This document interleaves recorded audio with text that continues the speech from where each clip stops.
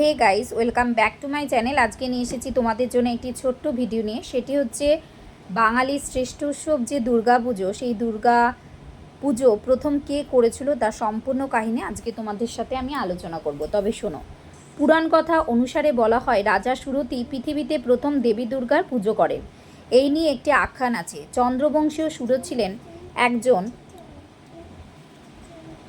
সুশাসক রাজা। কোনো এক যুদ্ধে শত্রুদের কাছে পরাজিত হয়ে বনে চলে যান। তার দুরাবস্থার সুযোগে তারই অমাত্যরা রাজার ধনসম্পদ ও রাজ্য অধিকার করে নেয়। বনে ভ্রমণ করতে করতে রাজা সুরত তপবনে এসে মেধা ঋষির আশ্রমে এসে উঠলেন। আশ্রমের জীবনযাপন অন্যরকম। সেখানে সাংসারিক চিন্তা স্থান পায় না, কিন্তু সেখানেও হিতরাজ্যের ভালোমন্দের চিন্তায় রাজা শঙ্কিত থাকতেন। ওই সময় সমাধি নামক এক বৈশ্যের সঙ্গে সাক্ষাৎ হলো রাজার। তার সঙ্গে আলাপ করে জানলেন অসাধু স্ত্রী পুত্রেরা সেই বৈশ্যের সর্বস্ব অধিকার করে তাকে পরিত্যাগ করেছে। নিজের গৃহ থেকে নিজেরই পরিজনদের দ্বারা প্রতারিত হলেও ওই বৈশ্য রাজার মতোই তার পরিবারবর্গের শুভাশুভ আশঙ্কায় উৎকণ্ঠিত হয়ে আছেন। এমন অবস্থায় উভয়ের মনেই প্রশ্ন জাগল, যারা তাদের সর্বস্ব লুণ্ঠন করে পথের ভিক্ষুক করে তুলেছে তাদের প্রতি ক্রুদ্ধ না হয়ে উল্টে কেন হৃদয়ের অনুকম্পার উদয় হচ্ছে। তারা দুজনে তখন মেধা ঋষির কাছে গিয়ে এর উত্তর জানতে চাইলেন। ঋষি তখন এক এক করে চণ্ডীর দেবী মাহাত্ম্য সংক্রান্ত কাহিনীগুলোর উল্লেখ করে বললেন যে পরমেশ্বরী শক্তি মহামায়ার প্রভাবেই এমন হচ্ছে। ঋষির কাহিনী শুনে অনুপ্রাণিত রাজা ও বৈশ্য নদী তীরে 3 বছর কঠোর তপস্যা করলেন এবং সবশেষে দুর্গা উৎসব করলেন। তবে রাজা সুরত ওই পুজো করেন বসন্তকালে, শরৎকালে নয়। দেবীর বরে রাজা সুরত হারানো রাজ্য ফিরে পেলেন ও সমাধি বৈশ্য তত্ত্বজ্ঞান লাভ করলেন। বহু প্রাচীনকালে কোনো এক সময় মহিষাসুর নামে এক প্রবল পরাক্রমশালী অসুর 100 বছর ধরে চলে আসা এক যুদ্ধে দেবতাদের পরাস্ত করে স্বর্গ থেকে তাড়িয়ে দেন। দেবতারা তখন ব্রহ্মা, শিব ও নারায়ণের কাছে উপস্থিত হলেন।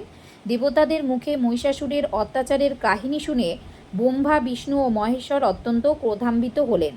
ওই ক্রোধ থেকে বিষ্ণু, শিব ও ব্রহ্মার চোখ দিয়ে একে একে মহাতেজ নির্গত হতে লাগল। সেই সঙ্গে দেবরাজ ইন্দ্রসহ অন্যান্য দেবতাদের চোখ থেকেও বিপুল তেজ নির্গত হয়ে সেই মহাতেজের সঙ্গে মিলিত হলো। হিমালয়ের শীর্ষে ঋষি কাত্যায়নের আশ্রমে সেই বিরাট পুঞ্জ একত্রিত হয়ে এক নারী মূর্তিতে রূপান্তরিত হলো।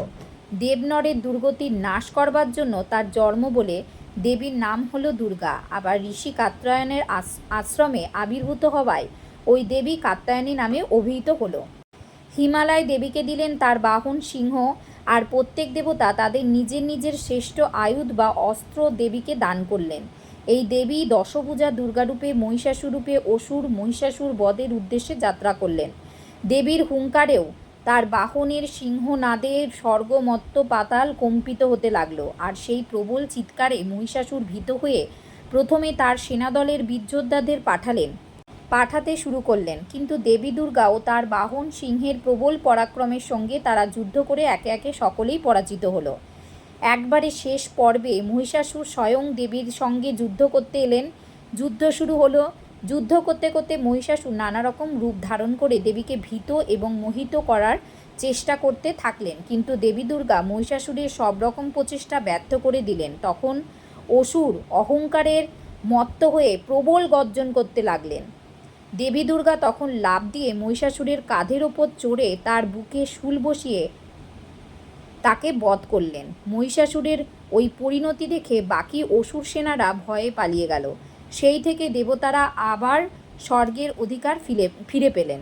পুরাণ গ্রন্থের মতে অমাবস্যার পরবর্তী শুক্লপক্ষের সপ্তমী, অষ্টমী ও নবমী তিথিতে ঋষি কাত্যায়ন ওই দেবীকে পূজা করেন। দশমীতে দেবী মহিষাসুর বধ করেন। সেই জন্য ওই দশমী তিথিকে বিজয়া দশমী বলা হয়ে থাকে। সুতরাং বন্ধুরা, তোমাদের যদি এই ভিডিওটি ভালো লেগে থাকে অবশ্যই লাইক, কমেন্ট, শেয়ার এবং সাবস্ক্রাইব করতে ভুলবে না। ধন্যবাদ।